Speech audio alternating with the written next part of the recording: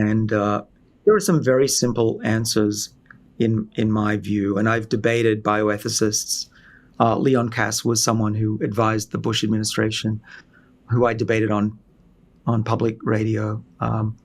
So that I've thought a lot about this. So the summary would be that ethically, it is our duty to allow people to choose when they die.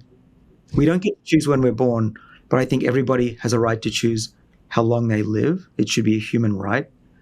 If there are tools to do that, you get a choice. You don't have to take the technology or use the technology, but I want everyone to have that choice. So it's also, I think, not just a right, it's your obligation to live as healthy and as long as you can, to do the right things. I do that not just for selfish reasons. I'm not vegan just because I want to live long. I don't want to be a financial and other burden on my kids.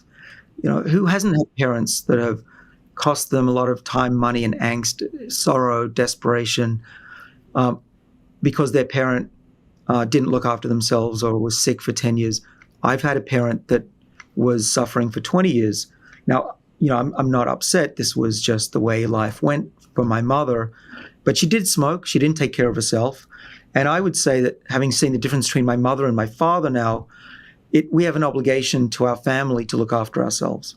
And that's my view on the ethics of it. Yeah, just to add, one of the concerns people have is overpopulation of the planet.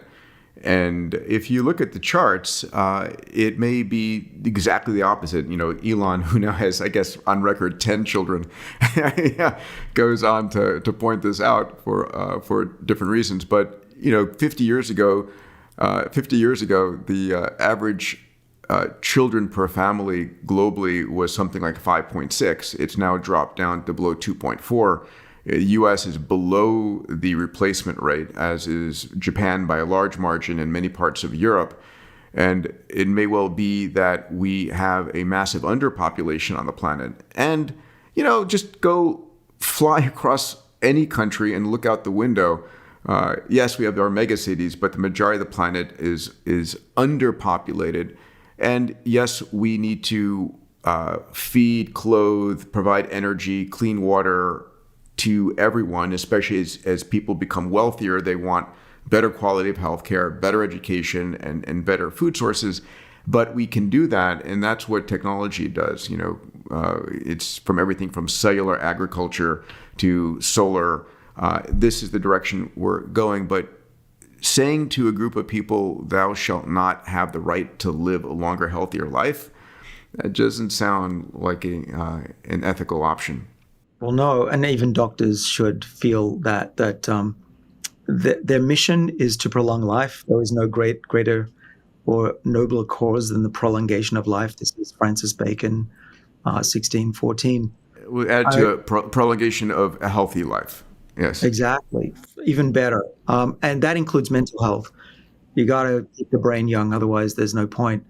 But your point is well taken, which is that what we're doing in this field, addressing either 80 or 90 something percent of the cause of ill health on the planet, is the right thing to do for our species and for the planet.